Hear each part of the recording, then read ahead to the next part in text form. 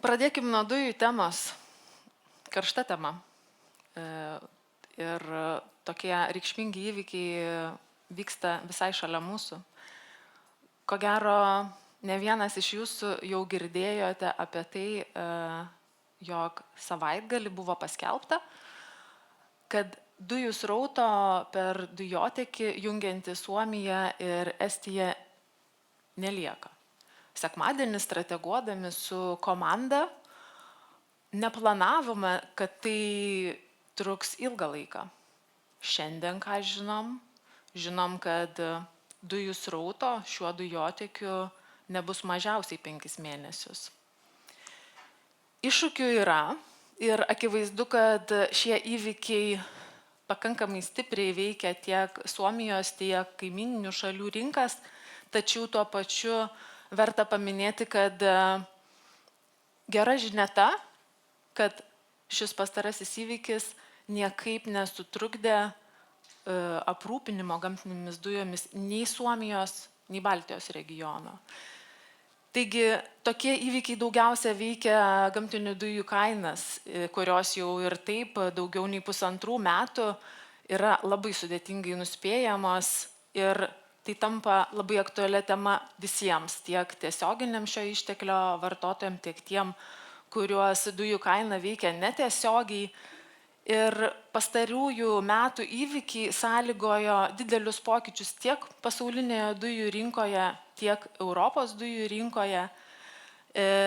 Nors dabar jau pats pikas kaip ir praėjęs, situacija stabilizavosi, tačiau vis dar matome pakankamai aukštas dujų kainas, kokių anksčiau nebuvome pratę matyti.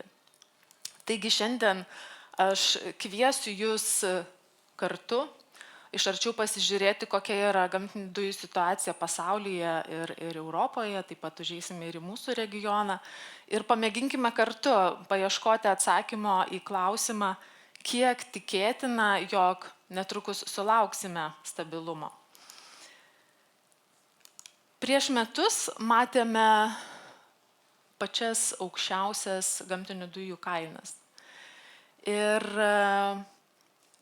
taip, nors dabar labai akivaizdu, jog kainos mažėja, tačiau tas geopolitinis fonas, jisai vis dar pakankamai reikšmingai veikia gamtinių dujų rinką. Ir tam yra keletas priežasčių. Praėjusiais metais mes visi stebėjome, kaip sėkmingai ir sparčiai buvo pildomas gamtinių dujų saugyklos Europoje. Ir dar prieš prasidedant praėjusiam šildymo sezonui atsargos buvo aukštesnės negu buvo tikėtasi. Ir dėl šiltos žiemos šiais metais užbaigėme sezoną su rekordinio lygio atsargomis saugyklose, kas taip pat įtakojo ir šių metų situaciją, kai dabar mes galime stebėti Europos saugyklas net 97% užpildytas. Ką tai reiškia dujų kainoms? Tai reiškia, kad mes turime bent kažkokį atsipalaidavimą šitoje vietoje. Kitas elementas, taip pat stipriai įtakojantis gamtinių dujų kainą Europoje, yra importo į Azijos šalis poreikis. Praėjusiais metais dėl lockdownų, dėl sulėtėjusios ekonomikos, Azijos poreikis buvo smarkiai kritęs. Šiuo metu matome nuosaikų jo kilimą, tačiau tai toli gražu dar nepriartėja prie 21 ar ankstesniais metais buvusių lygių. Ir taip matome, kad Azijos rinka kol kas ypatingai neįtakoja gamtinių dujų kainų Europoje. Natūralu, kad pakilus išteklių kainoms ES vartojimas krito. Ir didžiąja dalimi tai lėmė pramonė, kuri mažino ar stabdė gamybą, taip pat kas galėjo perėjo prie alternatyvų. Taip pat gyventojai keitė savo įpročius, žinoma, ir oro sąlygos įtakojo tai ir natūralu, kad gamtinių dujų vartojimui tikėtina prireiks laiko atsigauti, o gali būti taip, kad vis dėlto išliks tas pats lygis ir nebepamatysime prieš karą buvusių poreikių. Besikeičiant geopolitiniai situacijai, natūralu, kad kinta ir gamtinių dujų importo šaltiniai. Rusiškos dujos jau praėjusių metų pabaigoje, antroje pusėje, sumažėjo iki minimumo ir šiuo metu stabiliai laikosi ties 80% padala ir šiuo metu dujos yra paduodamos per Turkstrymą ir tranzitu per Ukrainą tokioms šalims kaip Austrija, Slovakija, Vengrija ar Moldova. Sumažėjusi gamtinių dujų tiekimą iš Rusijos labai sėkmingai užkeičia suskystintų gamtinių dujų tiekimas, ką ir rodo Europos SGD išdujinimo kreivės augimas. Na ir pažvelkime į ES situaciją per pastaruosius 3 ketvirčius. Ką matome, kad vartojimas vis dar krinta ir vidutiniškai ES vartoja apie 11% mažiau nei praėjusiais metais tuo pačiu laikotarpiu. Šioje vietoje pirmauja Estija ir Lietuva.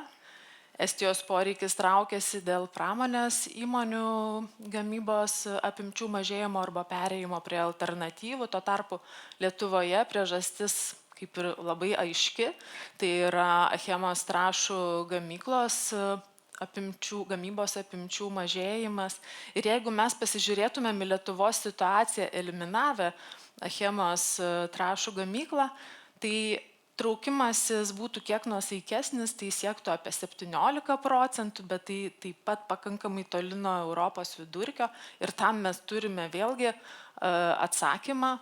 Tai praėjusiu šildymo sezoną mūsų didysis šilumos tiekėjas Vilniaus šilumos tinklai, kurio suvartojimas yra pakankamai ženklus Lietuvos portfelyje, jisai praėjusiu šildymo sezoną nuo dujų perėjo prie mazuto. Tas irgi labai įtakojo sumažėjimą. Na ir keliaujam toliau ir pasižiūrėkime, kaipgi šiandien atrodo ES gamtinių dujų tiekimo šaltiniai. Tai kaip ir minėjau, Rusija jau praktiškai metus stabiliai laiko minimalų kiekį ir pagrindiniai šaltiniai, iš kurių Europa maitinasi, yra SGD tiekimas per terminalus ir vamzdinių dujų tiekimas iš Norvegijos. Pastarasis rugsėjo mėnesį buvo kiek sumažėjęs dėl planinių remonto darbų. Taip pat turime srautą iš Azerbaidžano, Alžyro, Didžiosios Britanijos bei ES gavybos dalį. ES gavybos dalyje pagrindinis iki šiol buvo Nyderlandų Groningeno telkinys. Nuo šio mėnesio pradžios jis yra uždarytas ir būtų aktyvuotas tik, jei tam bus neišvengiama būtinybė. Ir pasižiūrėkime, kaip atrodo tuo tarpu ES vartojimo kreivė. Kaip galite matyti, šiltuoju laikotarpiu Europa įsigyja arba išgauna daugiau negu jos poreikis ir deda šias dujas į saugyklas tam, kad poreikį užtikrintų šaltuoju metų laikotarpiu. Per pastaruosius 2 metus iš eilės mažėjantis Europos vartojimo poreikis rodo tokį signalą, jog Europa pakankamai aktyviai reaguoja į gamtinių dujų kainų kilimą ir tuo pačiu turime žinutę tokią, kad Europai pakankamai gerai sugebėjus praėjusiais metais, praėjusiu šaltuoju laikotarpiu įgyvendinti Europos komisijos įpareigojimą dėl gamtinių dujų vartojimo mažinimo, panašu, kad šiais metais lygiai taip pat sėkmingai įpareigojimą galėsime įgyvendinti. Ir kalbant apie vartojimo sumažėjimą, tai šioje vietoje didžiausią vaidmenį žinoma atlieka ne tik taupimo priemonės, bet ir alternatyvių kuro rūšių pasirinkimas, taip pat prisideda ir oro sąlygos. Prasidėjus karui Ukrainoje ir rusiškas dujas keičiant suskystintoms gamtinėms dujoms, šiuo metu stebime situaciją, kai Europos dalis pasaulinėje SGD rinkoje sudaro praktiškai trečdalį. Ir jeigu pažiūrėsime į laikotarpį prieš karą, kai Europa savo įsigijimų portfelyje turėjo tik maždaug 1/5 suskystintų gamtinių dujų, dabar situacija kitokia. Suskystintos gamtinės dujos sudaro praktiškai pusę viso portfelio. Ir jeigu dar atidžiau pasižiūrėtumėte į šį grafiką, pamatytumėte, kad prieš karą priklausėme nemaža dalimi nuo Rusijos. Šiuo metu, kiekinė prasme, praktiškai tokia pat dalimi priklausome nuo SGD tiekėjų. Tik esminis skirtumas yra tame, kad SGD tiekimo dalis yra diversifikuota. Tai reiškia, kad Europa gali įsigyti gamtinės dujas iš bet kurio SGD žaidėjo, kas užtikrina konkurencingą kainą. Taip pat tai reiškia, kad Europa tampa daug labiau, daug jautresnė pasauliniam SGD rinkų pokyčiam, ką rodytų pastarieji pavyzdžiai kaip Australijos SGD gamyklos darbuotojų streikas ar Hamas veiksmai Izraelyje, dėl kurių buvo keletas netoli Gazos ruožo esančių dujų gręžinių sustabdyti.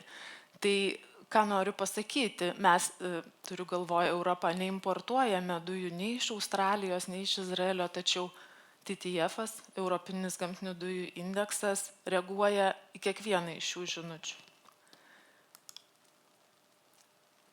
Praėjusiais metais, nepaisant to, kad situacija buvo pakankamai sudėtinga, nebuvo momentų, kai susidurtumėme su sudėtingomis situacijomis dėl pačių dujų prieinamumo.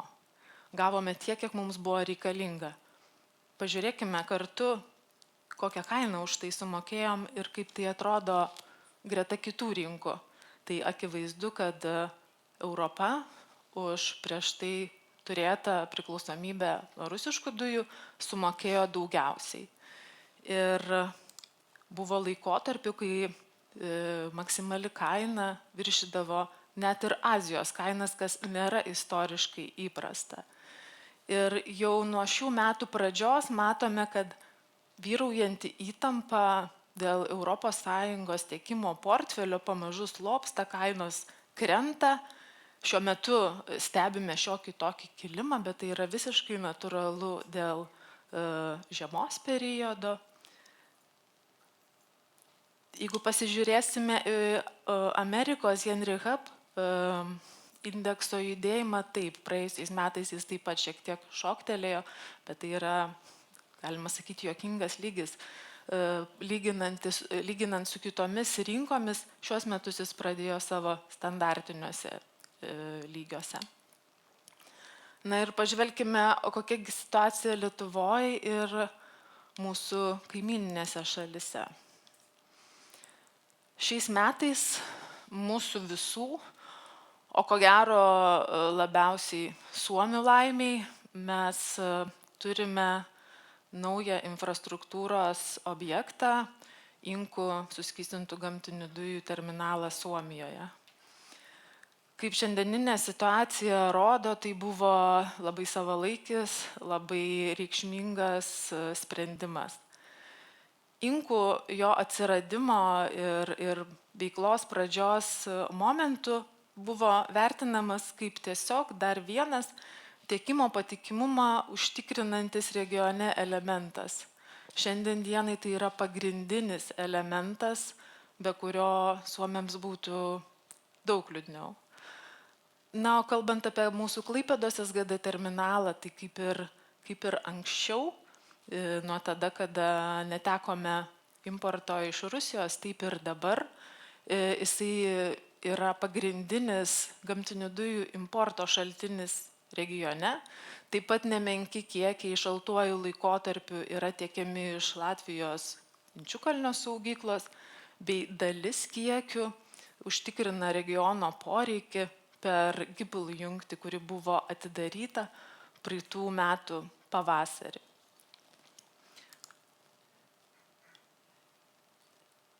Turbūt tie, kas nors kiek energetika domisi, o spėju, kad bent jau salėje susirinkę tokių dauguma, turbūt teko girdėti šiais metais ne kartą apie tai, kaip sėkmingai Europa pildo gamtinių dujų saugyklas.